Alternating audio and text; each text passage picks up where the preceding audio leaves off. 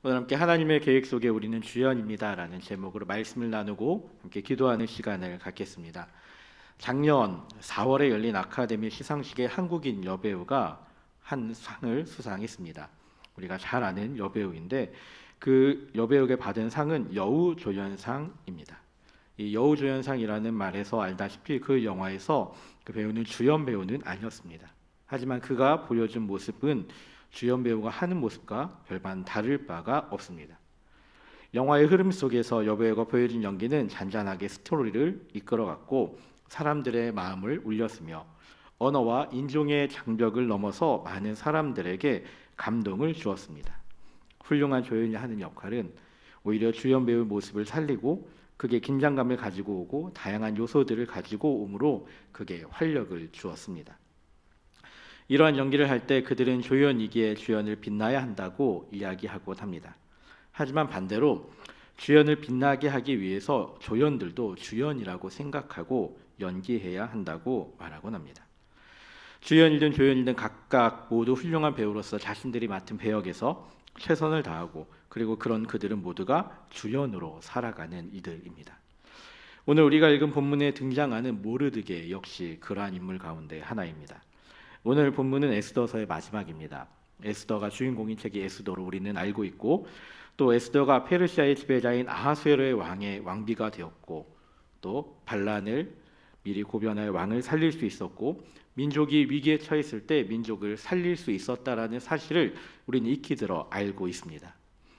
그런데 이 에스더서를 정리하는 마지막 10장 마지막 부분에 정작 중요한 에스더에 대한 이야기는 나오지 않습니다.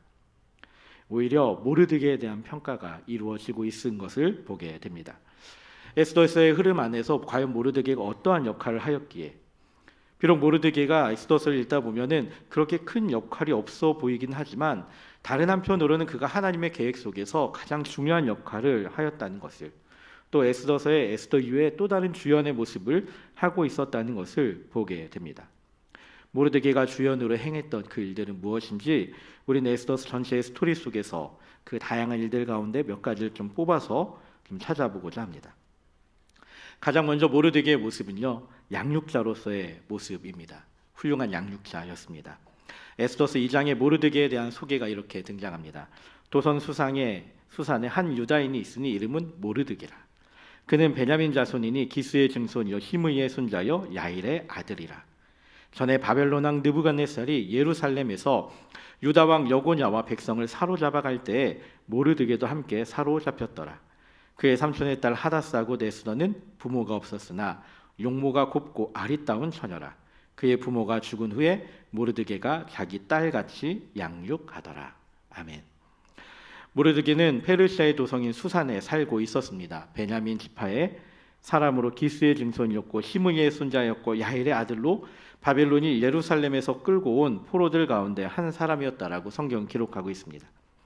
학자들은 이 시기가 약 100여 년이 넘는 차이가 나기 때문에 바벨론 포로로 끌려간 것은 기스이고 모르드게는 그 포로의 4세로서 페르시아의 관리로 성문에 앉아서 업무를 볼 수 있었던 사람이다라고 학자들은 생각하고 있습니다. 이런 모르드게가 삼촌이 죽은 후에 삼촌의 딸을 자기 딸처럼 양육하였다라고 기록하고 있습니다. 포로로 끌려온 이방 땅에서 자신의 조카를 딸처럼 양육한 이가 바로 모르드게입니다. 다른 이들이 보기에는 손가락질 할 수도 있습니다. 하지만 정작 본인의 사람들의 눈치를 보는 것이 아니라 정말 자신이 할 수 있는 것으로 양육하였기에 성경은 이렇게 기록하죠. 자기 딸처럼, 자기 딸과 같이 양육하였다라고 기록합니다. 에스더가 후궁으로 들어갔을 때 어떻게 하였습니까? 에스더의 안부를 확인하고자 후궁들 앞에서 전전긍긍하며 왕래하였던 그의 모습을 보게 됩니다. 앞으로 그녀가 어떻게 될지에 대해서 알고자 하는 그 모습이 모르드게의 마음이었습니다. 그의 모습을 보면 한편으로는 오늘날 정말 극성맞은 한국의 치맛바람 날리시는 부모님의 모습과도 같아 보이기도 합니다. 하지만 그는 에스더를 유대인으로서 자부심을 가지게 하였고 또 민족을 사랑하는 민족을 위해 담대하게 왕 앞으로 나아갈 수 있는 여인으로 양육하였음을 우리는 알 수 있습니다. 또한 이런 모르드게는 두 번째로 에스더 옆에서 많은 조언을 아끼지 않았던 조언자로서 살아왔습니다. 2장 10절에 에스더는 자기의 민족과 종족을 말하지 아니하였습니다.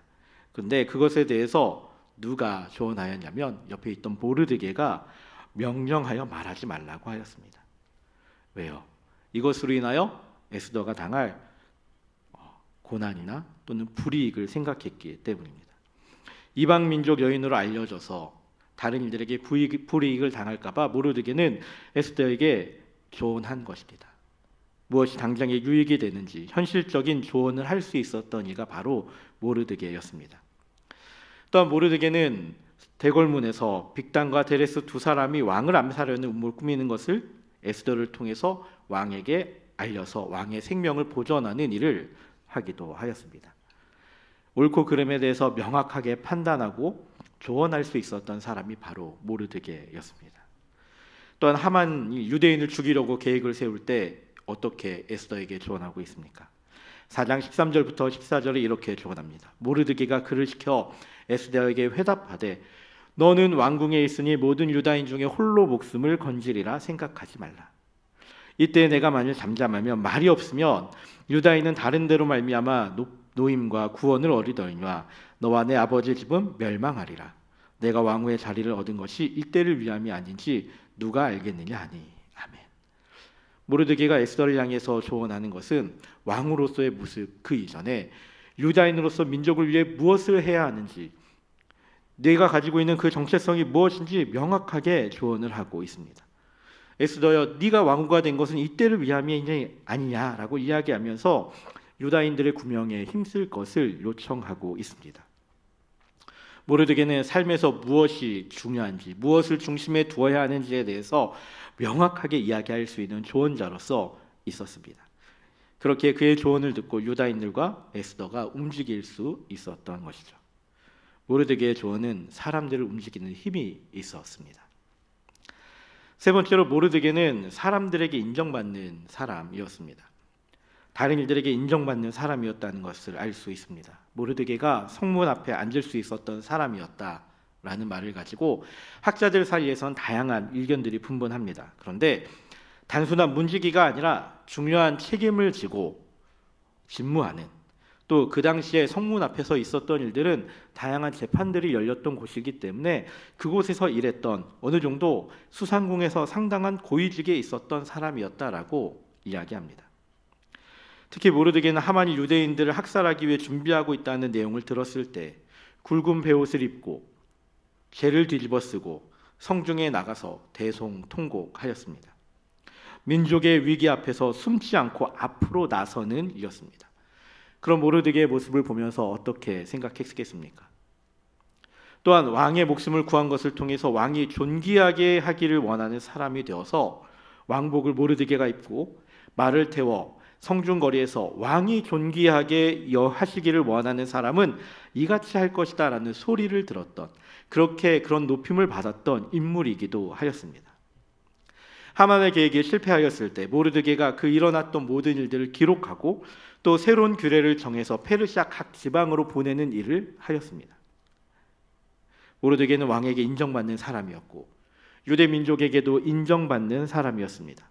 이런 모르드게의 모습을 보면 하나님은 에스더를 통해 민족의 위기를 구할 수 있게 하셨고 모르드게를 통해서 그 많은 일을 뒤에서 도울 수 있도록 행하게 하셨습니다.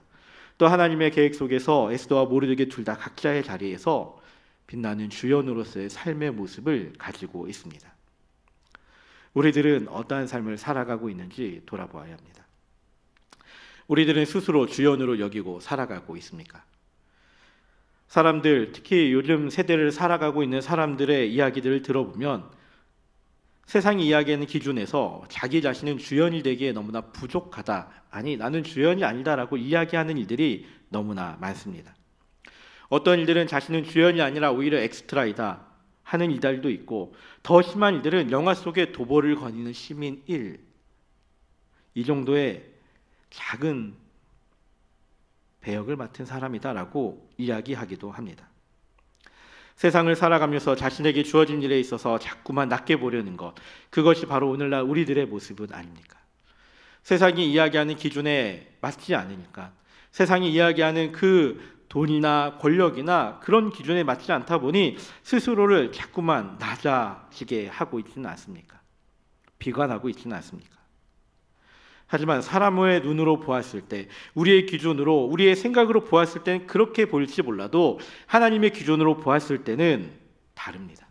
하나님의 관점에서 보았을 때는 다르다는 것입니다. 인간의 관점에서 잘 먹고 잘 사는 것, 잘 되는 것이 주연의 모습으로 보이겠지만 하나님의 관점에서는 하나님이 만드신 계획 안에서 그 일을 행하고 있는 이들, 바로 우리들 하나하나 개개인이 모두 하나님의 계획 안에서 주연임을 기억해야 합니다. 모르드게는 양육자였고 조언자였으며 자신의 위치에서 최선을 다함으로 다른 이들에게 인정받은 사람이었습니다. 하나님이 주신 상황 가운데 모르드게는 자신이 처한 그 일에 대해서 최선을 다해서 삶을 살았고, 바로 그것이 하나님의 계획 안에서 우리들이 주연의 모습으로서 살아가는 삶임을 기억해야 합니다. 우리는 하나님이 주신 상황 가운데 정말 최선을 다해서 살아가고 있습니까? 우리에게 주어진 상황 속에서 정말 주연으로 살아가고 있습니까?